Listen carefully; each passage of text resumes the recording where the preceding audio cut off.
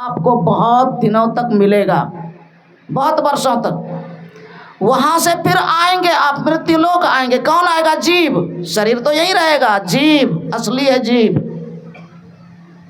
शरीर तो झूठा है, शरीर तो झूठा है, शरीर तो सपना है, सपना। क्या मैं पूछूं आपको कि क्या आपका ऐसा ही सब दिन से शरीर था? जिस दिन आपका जन्म हुआ था क्या ऐसा ही शरीर था? कितना छोटा सा था, और वो छोटा सा शरीर बदलते बदलते बदलते बदलते बदलते बदलते इस रूप में आया। फिर यह भी जैसा अभी है ऐसा नहीं रह पाएगा, बिल्कुल खत्म हो जाएगा। इसी को कहते हैं सपना, इसी को कहते हैं झूठा। यह शरीर तो सपना है, यह तो झूठा है शरीर, यह रहने वाला नहीं है, सावधान। और फिर कब चला जाएगा इसका भी ठिकाना नहीं है। लेकिन दीक्षा लेकर के अगर आपका शरीर छूटता है, आप अगर शरीर छोड़ते हैं दीक्षा लेने के बाद, ध्यान करने पर, सत्संग करने से आपको सीधा स्वर्ग मिलेगा। स्वर्ग का विशाल सुख बहुत वर्षों तक मिलेगा। फिर वहाँ से मृत्यु लोक आप जीव आएंगे, आएंगे तो आप सीधा मानव के शरीर में आएंगे, और शरीर में नहीं। और मानव शरीर में भी आप ऐसे वैसे खानदान में नहीं। भगवान श्री कृष्ण जी ने कहा, हे पार्थ, गुरु भक्त जो है, गुरु महाराज की दीक्षा लेकर के ध्यान करने वाला, थोड़ा भी अगर आरंभ कर लिया है तो वो स्वर्ग का विशाल सुख बहुत वर्षों तक प्राप्त करेगा। फिर वहाँ से मृत्यु लोक आएगा और मानव का शरीर पाएगा। मानव का भी शरीर ऐसे वैसे खानदान में नहीं, किन्हीं पवित्र श्रीमान कुल खानदान अथवा श्रेष्ठ योगी खानदान, जहाँ जन्म लेना बड़ा दुर्लभ है पार्थ। ऐसे दुर्लभ खानदान में तब तक मानव का शरीर उस गुरु भक्त को मिलता रहेगा जितने जन्मों में कि वो परमात्मा को देख करके परमात्मा नहीं बन जाता।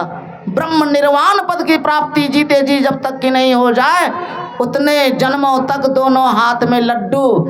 इसलिए बुढ़ापे में भी आप ज्ञान सीखने में चूकिए मत, और जवानों को तो तुरंत यह ज्ञान सीखना चाहिए, क्योंकि जन्म लेना बड़ा दुख की बात है। जन्म से पहले यह शरीर मां के पेट में रहता है और बड़ा खराब स्थिति में, पैर ऊपर रहता है, माथा नीचे रहता है, चाहे महाराजा महारानी का किसी का भी शरीर हो। माता के पेट में बड़ी दुर्गति में है, वो बड़ी दुर्दशा, नरक में है। पैर ऊपर माथा नीचे, मलमूत्र के भंडार में मलमूत्र तैयार करने वाली फैक्ट्री में यह शरीर रहता है। जन्म लेना भी बड़ा आफत है, बड़ा आफत है, बड़ा आफत है। जन्म लेना भी अशुभ है, अशुभ है। वह भी एक तरह का सूतक है। जन्म लेने पर भी सूतक लगता है। 6 दिन के बाद छठी होती है, तब पवित्रता आती है, तब वो बच्चा और की गोद में जाने लायक बनता है। छठी के दिन से, इसके पहले अपवित्र। मतलब मेरे कहने का, जन्म लेना भी अशुभ है और दुखदाई है, क्योंकि जन्म के समय बहुत पीड़ा होती है जीवात्मा को, बहुत पीड़ा। माँ के पेट में पीड़ा होती है, कोमल शरीर रहता है माँ के पेट में, और कृमि उसके शरीर को काटता है, दर्द से वो छटपट करता है। बहुत कष्ट, बहुत कष्ट, बहुत कष्ट जन्म से पहले माँ के पेट में। माँ के पेट में जन्म लेने वाले को रहना ही पड़ता है। हम हैं चाहे आप हैं, माँ के पेट में 9-10 महीने रह करके तब आए हैं बाहर। ये दुर्दशा में आए हैं, दुर्दशा में थे और जन्मते समय रोते हुए आए हैं, रोते हुए आए हैं। कोई है कहने वाले कि तू हंसते हुए आया था बेटा, तू हंसती हुई आई थी बेटी, माँ पिता कोई कहे हैं ऐसा? सब के सब रोते हुए आए हैं। कितना दुख है, ये जन्म लेने का चक्कर है। और जवानी में अगर ध्यान कोई कर ले, चूंकि घंटों बैठ सकता है जवान, चाहे स्त्री हो चाहे पुरुष। मीरा भरी जवानी में ध्यान की, गुरु महाराज की दीक्षा के मुताबिक। उस समय भी हमारे गुरु महाराज जी जैसे गुरु थे, उनकी दीक्षा लेकर के वो ध्यानी बनी। उनके गुरु थे महान संत सदगुरु रैदास जी महाराज। उनसे दीक्षा लेकर के, महारानी थी वो, राजरानी थी मीरा, और दीक्षा लेकर के भरी जवानी में बहुत ध्यान की। वो दूर की चीज को देख लेती थी। एक दिन दुष्टों ने उसके ऊपर आरोप लगाया कि यही भगवान कृष्ण जी की मूर्ति को चुराई है। यही आरोप लगाया मीरा पर। सभी लोगों ने इसको डांटा, क्यों चुराई, ऐसे वैसे तुम ही चुराई है, यही कहने लगी। बहुत जब कहने लगे लोग, तो ये ध्यान करती हैं मीरा। मीरा ध्यान की है, जितने संत हुए ध्यान किए हैं। और ध्यान में इन्होंने देख ली कि किसने चुराया है, और जिसने चुराया था उसको बता दिया। वो मूर्ति मिली। मतलब मेरे कहने का, भरी जवानी में जो ध्यान करते हैं उसे आत्मदृष्टि खुलती है। भरी जवानी में आप ध्यान करेंगे घंटों बैठ करके, बुढ़ापे में आप घंटों एक आसन से नहीं बैठ सकते। जितने हुए हैं संत भरी जवानी में ध्यान किए हैं, ध्यान एक आसन से देर तक बिना हिले डुले, सीधा शरीर, गला सीधा, माथा सीधा बैठ करके जाप करना होता है, मानस ध्यान करना होता है। अंदर की ज्योति जो अमृतमयी है, इस ज्योति को देखना होता है। अंदर में जो प्रभु की अमृतमयी ध्वनि है उसको सुनना होता है। यहीं तक भक्ति करने की चीज है।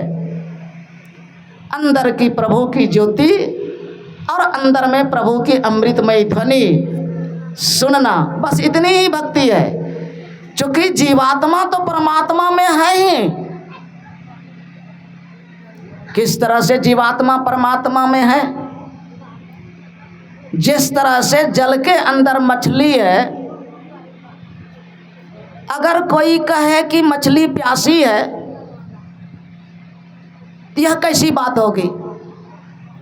जल के भीतर जो मछली है, अगर कोई कहे कि मछली प्यासी है, तो यह हंसने की बात आती है कि नहीं? ये हंसी की बात होगी कि नहीं? जल के अंदर मछली है और फिर भी मछली प्यासी है। संत कबीर साहब जी ने कहा, पानी बीच मीन,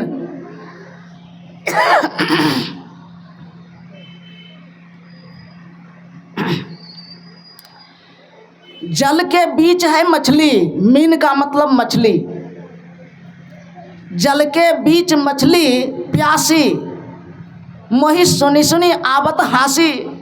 मुझे यह सुन करके हंसी आती है कि जल के भीतर मछली है और वो मछली प्यासी है। परमात्मा ने मछली को इस तरह से बनाई है कि जल में तो मछली रहती है, लेकिन उसके अंदर पानी नहीं घुस सकता।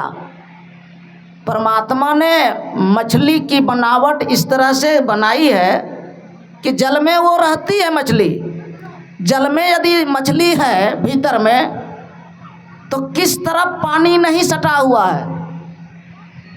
मछली जल में है जो, उस जल के किस तरफ नहीं, उस मछली के किस ओर नहीं जल है।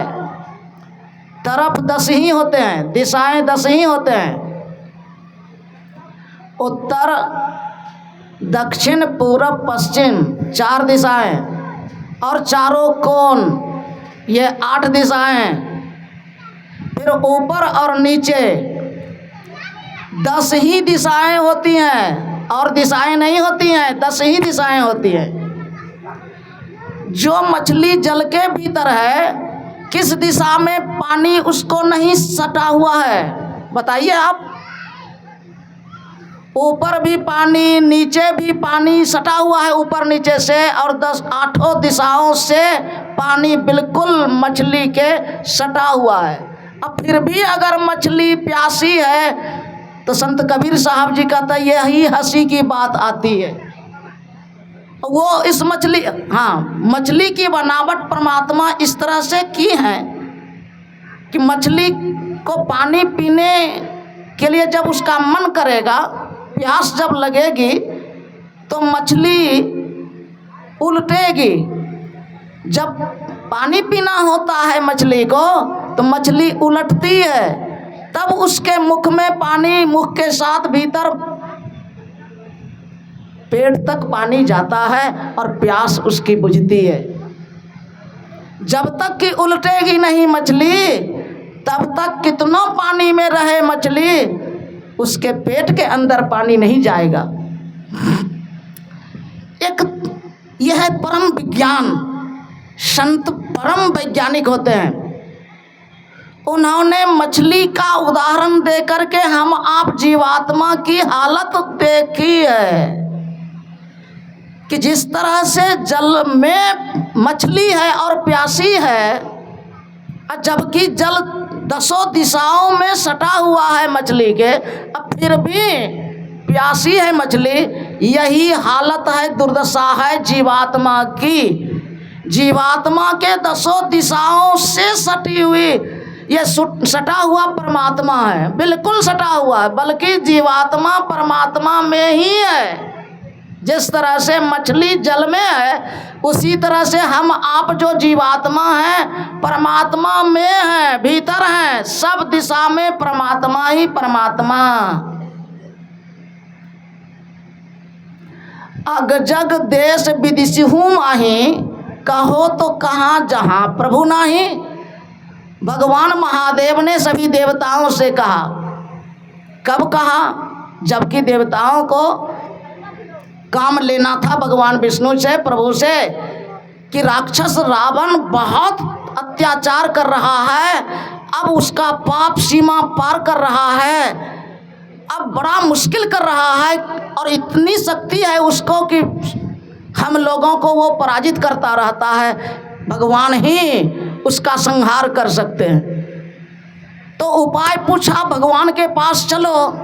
उस जगह भगवान शिव जी भी थे। शिव जी से भी बोले कहाँ प्रभु है, चलिए प्रभु के पास। तो शिव जी ने कहा मैं एक बात पूछता हूँ, आप ही सब बताइए, आप ही सब कोई बताइए कि कहाँ हरि नहीं है।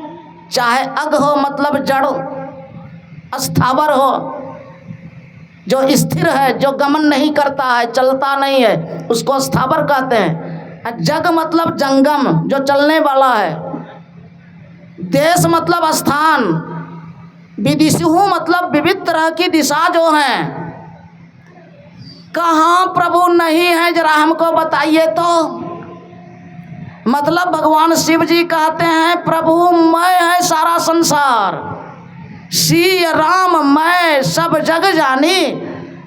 परमात्मा मैं है शरीर और संसार, उसी में जीव हम आप हैं, लेकिन हम आप प्यासे हैं, प्यासे हैं। कहेंगे एकदम पानी पी करके आए हैं, कहाँ प्यास लगी है अभी? कहा नहीं नहीं, आपको अलग ही प्यास है, जो हर वक्त प्यासे हैं आप। यह जीव हर वक्त प्यासा है। कहेंगे कैसे? अरे सिर्फ जल की ही प्यास नहीं होती है, ये जो दिल में, अंदर में, मन में जो विविध तरह की कमी अभी आपको खटक रही है, ऐसा नहीं, वैसा होता तो ठीक, वैसा होता तो ठीक, यह नहीं है, वह नहीं है, ना जाने कितना कमी है। यही प्यास है, प्यास है, यही प्यास है। कौन कह सकते हैं कि हमको प्यास नहीं है? जरा हाथ उठाइए तो। यही अंदर में किसी न किसी तरह की कमी जो है, भीतर में, दिल में, हृदय में, यही प्यास है, यही प्यास है।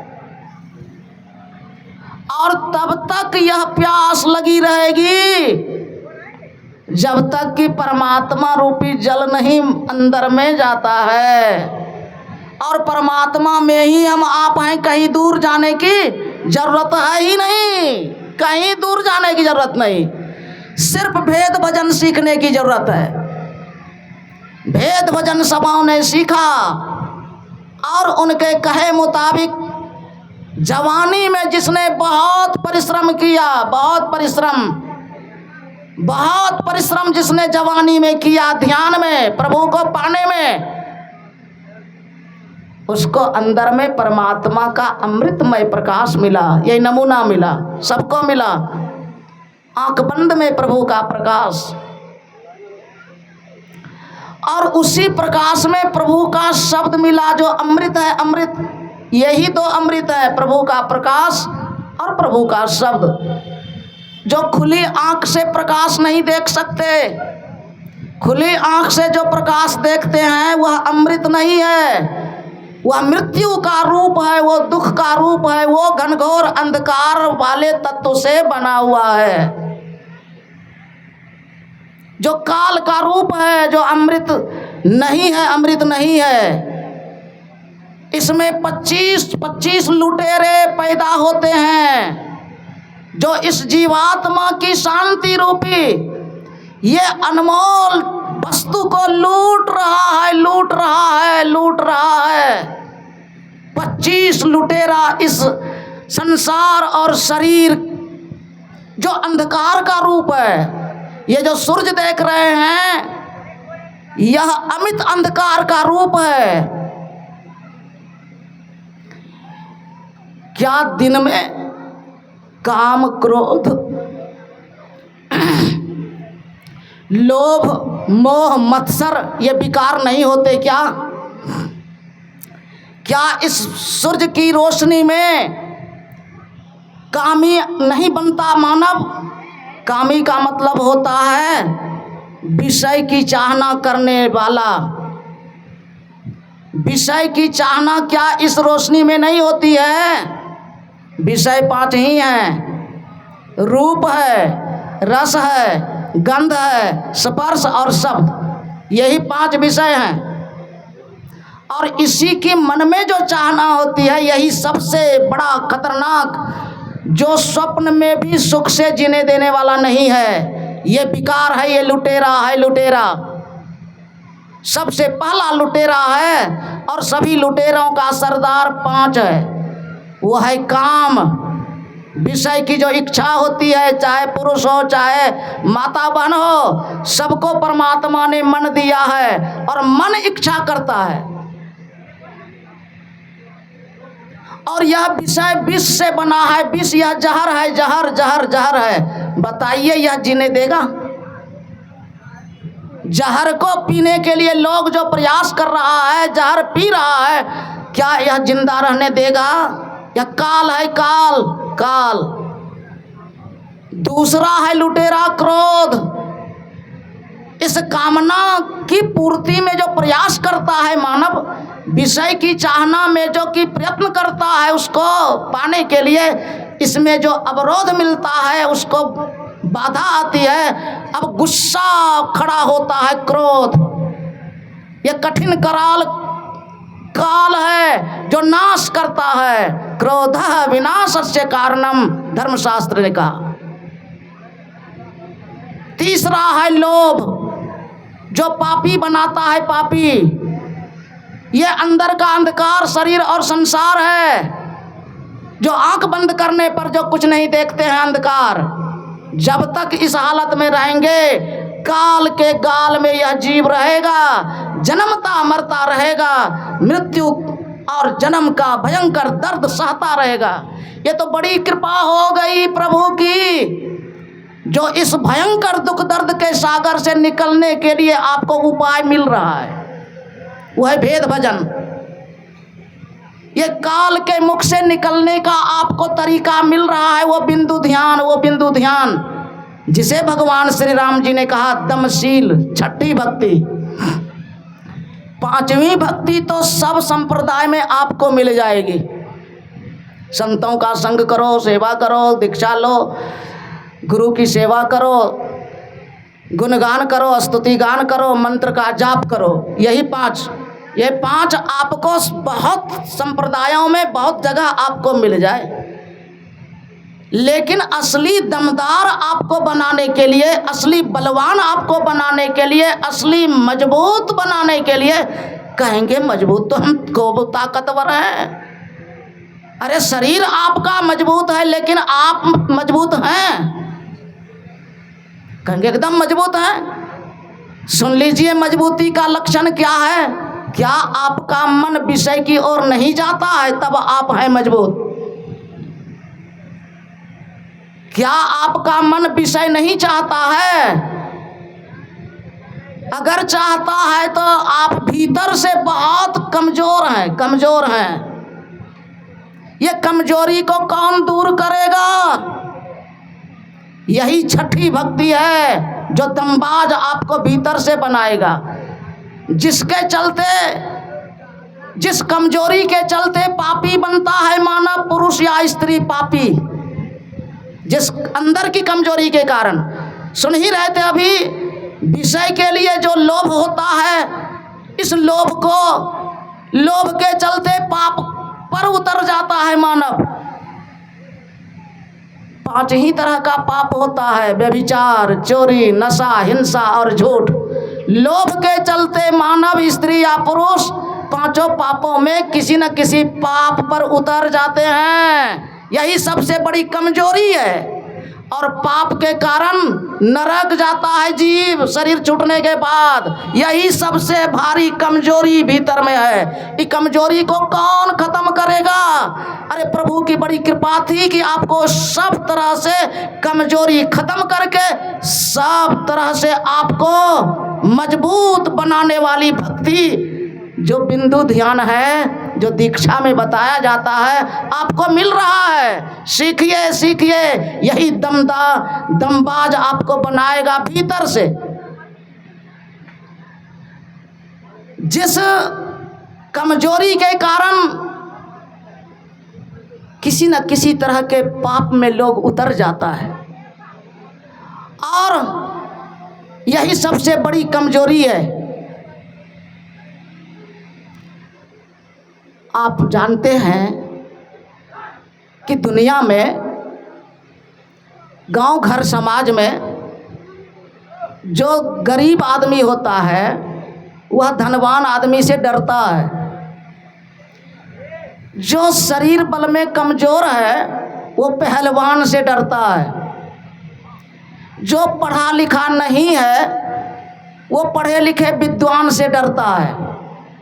मतलब गरीब धनवान से डरता है, कमजोर पहलवान से डरता है, और जो अनपढ़ है वो विद्वान से डरता है। ये तो आप जानते हैं। और एक बात जानते हैं, पहलवान, धनवान और विद्वान ये भी डरते हैं किनसे डरते हैं? वो एक है जो सदाचारी है, जो सभी पापों में कोई पाप कभी करता ही नहीं है। ऐसे सदाचारी से धनवान भी डरता, पहलवान भी डरता और विद्वान भी डरता है। यह ध्यान ही आपको सबसे पहलवान मजबूत बनाएगा। इसीलिए भगवान ने कहा दम आपको दमदार बनाएगा, दमबाज बनाएगा, सदाचारी बनाएगा। सदाचारी बनने का कहाँ फैक्ट्री है, कहाँ विद्यालय है? दुनिया में कोई ऐसा विद्यालय आप देखेंगे जहाँ की पढ़ कर के लोग झूठ नहीं बोलता, जहाँ पढ़ कर के लोग मांस मछली दारू ताड़ी जीव हत्या वगैरह नहीं करता, जहाँ जा कर के लोग चोरी नहीं करता, जहाँ पढ़ कर के? कौन ऐसी जगह है, कौन ऐसा विद्यालय धरती पर है? सिर्फ यही गुरु का दरबार जो है, यही सभी पापों से बचाने का तरीका बताते हैं। इस तरह से कहेंगे हम आ गए तो अब बच जाएंगे, नहीं नहीं नहीं, इसके लिए वेद भजन आपको सीखना पड़ेगा, बिंदु ध्यान, जिससे कि दमदार आप बनेंगे। दमशील मतलब होता है इंद्रियों को दमन करना। जिस तरीका से आप चलेंगे कि आप सभी इंद्रियों को आप अपने बस में कर सकते हैं, बस में कर सकते हैं सभी इंद्रियां, 5 ज्ञानेंद्रियां, 5 कर्मेंद्रियां, इन 10 इंद्रियों को अपने काबू में आप कर सकें, यही है सबसे दमबाज भक्ति।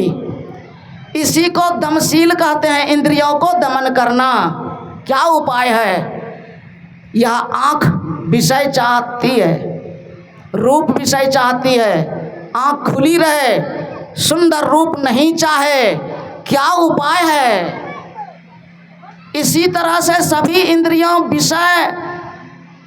इंद्रियों के द्वारा मन विषय चाहता है, सभी इंद्रियों के द्वारा मन विषय चाहता है। क्या उपाय है कि मन विषय से विमुख हो जाए? बड़ा गंभीर है, अध्यात्म भक्ति लाइन बड़ा गंभीर है और भारी सुख देने वाली है, यहाँ तक कि भक्ति परमात्मा बनाने वाली है। आप जैसा नहीं सोच सकते उतना बड़ा आप परमात्मा की तरह से बनेंगे। जिस तरह से देवी देवता की पूजा होती है, आपकी घर में पूजा होगी, समाज में पूजा होगी, दुनिया में आपकी पूजा होगी। अगर आप गुरु महाराज की दीक्षा के मुताबिक ध्यान करें तब इस तरह से आए, मनोरंजन की तरह से सुन लिए, यहाँ की बात यहीं छोड़ करके चल दिए, नहीं होने वाला है। करने से होगा, करने से होगा, वो होगा ध्यान करने से। यही है छठी भक्ति, ध्यान ध्यान ध्यान, दमशीलता का साधन, मतलब इंद्रियों को बस में रखने का साधन। कहेंगे कैसे होगा? आप ध्यान करेंगे, अभी नहीं ध्यान करते हैं तो मन सभी विषयों को चाहने लगता है और इसके कारण शरीर भी काम करने लगता है विषय को पाने के लिए। ऐसा क्या साधन है जो मन ही नहीं चाहे? सुन लीजिए गंभीरता से। अभी हम आप आंख बंद करके देखते हैं अंधकार, ये अंधकार आंख से नीचे है। हम आपका शरीर परमात्मा ने 2 विभागों में बांट करके बनाया, आंख से नीचे का और आंख से ऊपर का। आंख से नीचे घनघोर अंधकार भरा हुआ है और आंख से ही नीचे सभी 10 इंद्रियां भी हैं। ये आंख एक, कान आंख से नीचे, नासिका तीसरा, फिर जिह्वा और त्वचा, ये 5 ज्ञानेंद्रियां और फिर 5 कर्मेंद्रियां, हाथ पैर गुदा लिंग और मुख, ये आंख से नीचे ही सारी इंद्रियां हैं और यह घनघोर अंधकार भरे क्षेत्र में है। इसीलिए आंख बंद करके देखते हैं तो अंधकार दिखता है और इसी में हम आप अभी हैं। यह जीवात्मा जागृत की अवस्था में आंख में रहती हैं, हम आप जीव जो मैं कहने वाला, जो निकल जाने से शरीर मर जाता है। धर्मशास्त्र कहता है नेत्रस्थं जागृतम, जब तक जगे रहेंगे हम आप तो आंख में रहेंगे, और आंख वो क्या है? वो अंधकार की जगह है। इसीलिए आंख बंद करते हैं तो कुछ नहीं सूझता। यही आंख से नीचे अंधकार का लोक है, इसको पिंड कहते हैं, पिंड। परमाराध्य श्री सदगुरु महाराज जी की वाणी महर्षि में ही पदावली में देखिए, गुरु महाराज लिखते हैं, स्थूल दृश्य पिंड तोर भरा अंधकार घोर। ये जो स्थूल दृश्य